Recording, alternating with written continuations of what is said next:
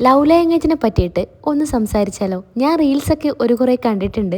ഒരുമിച്ചിരുന്ന് കുക്ക് ചെയ്യുന്നു, ഒരുമിച്ചിരുന്ന് TV കാണുന്നു. എന്നാൽ പിന്നെ ഞങ്ങളെ ലവ് ലാംഗ്വേജിനെ പറ്റിയിട്ട് സംസാരിച്ചാലോ? ഞങ്ങൾ രണ്ടുപേരും വർക്ക് ചെയ്യുന്നവരാണേ.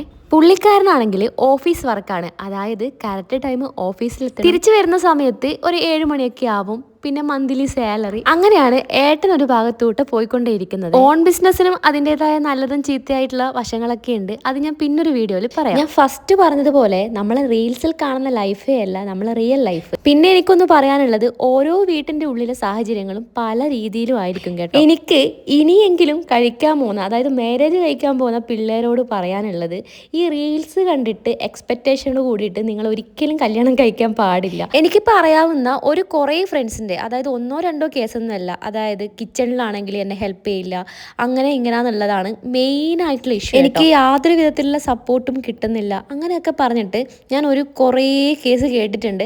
അതുകൊണ്ടാണ് എനിക്ക് ഇങ്ങനെ ഒരു റീല് ചെയ്യണമെന്ന് തോന്നിയത്. എനിക്കിപ്പം ഹോട്ടൽ ബിസിനസ്സാണ്. അപ്പം എന്ന് വെച്ച് കഴിഞ്ഞാൽ എനിക്കിപ്പോൾ ഫുഡൊന്നും ഉണ്ടാക്കാതെ അവിടെ പോയിട്ട് കഴിച്ചിട്ട് ഒരു പൊതിച്ചോറും വാങ്ങിയിട്ട് വന്നാൽ മതിയല്ലോ, തീരുന്ന പ്രശ്നമല്ലേ ഉള്ളൂ. അങ്ങനെ വിചാരിക്കുകയാണെങ്കിൽ ഒരിക്കലും ഒരു ജീവിതം മുന്നോട്ട് പോവില്ല. എൻ്റെ ബിസിനസ് ആണെങ്കിലും പുള്ളിക്കാരൻ്റെ ഈ പറയുന്ന ഓഫീസ് വർക്ക് കഴിഞ്ഞിട്ട് എന്നെ എത്രമാത്രം സഹായിക്കുന്നുണ്ടെന്ന് എനിക്കറിയാം. എത്ര പണിയെടുത്തു കഴിഞ്ഞാലും ഏട്ടൻ്റെ ഏറ്റവും വലിയ കംഫർട്ട് സോൺ നമ്മളെ വീടും ഞാൻ ഉണ്ടാക്കുന്ന ഫുഡാണ്. അതുകൊണ്ട് തന്നെ ഞാൻ അതിൽ ഒരു കോംപ്രമൈസും ചെയ്യാറുമില്ല കേട്ടോ. ഇപ്പം നമ്മളെ ഏറ്റവും വലിയ ലവ് ലാംഗ്വേജ് എന്ന് വെച്ച് കഴിഞ്ഞാൽ ഏട്ടന് ഇഷ്ടപ്പെട്ട ഫുഡ് ഉണ്ടാക്കി കൊടുക്കുക, പറ്റുന്ന സമയം ഒരുമിച്ചിരുന്ന് ഫുഡ് കഴിക്കാൻ നോക്കും. പിന്നെ വൈകുന്നേരം വന്നു കഴിഞ്ഞ് കഴിഞ്ഞാൽ ഒരു ചായ കുടിക്കാനാണെങ്കിലും ജസ്റ്റ് ഒന്ന് പുറത്തിറങ്ങും. രാത്രി ഇനി ക്ലോസിങ് കഴിഞ്ഞിട്ട് എത്ര ലേറ്റായി എന്ന് പറഞ്ഞാലും ഞാൻ ഉറങ്ങാതെ കാത്തിരിക്കും.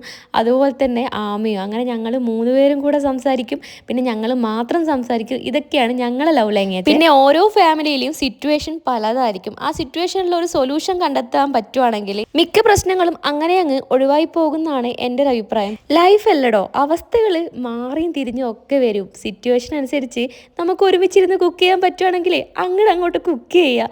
അപ്പം അത്രയേ ഉള്ളൂ. അടുത്ത വീഡിയോ ആയിട്ട് നാളെ കാണാം.